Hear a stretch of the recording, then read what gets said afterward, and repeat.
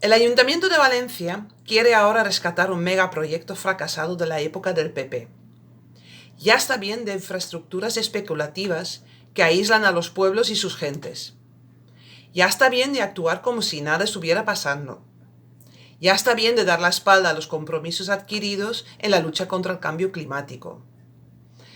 Decir sí al azar es perder la oportunidad de conectar el Parque Fluvial y el Jardín del Turia con el Parque Natural del Saler a través de un espacio 100% público y verde. Decir sí al azar es ampliar el puerto. Más puerto es igual a más emisiones de CO2, más ruido y más tránsito de camiones para Chirivella y todos los pueblos que todavía sufrimos, sin compensación alguna, el expolio de nuestro territorio y el aislamiento que supuso la ejecución del Plan Sur.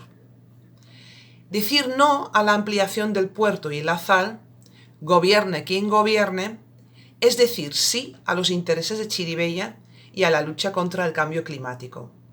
Por todo ello, desde Podem Chirivella decimos no a la sal.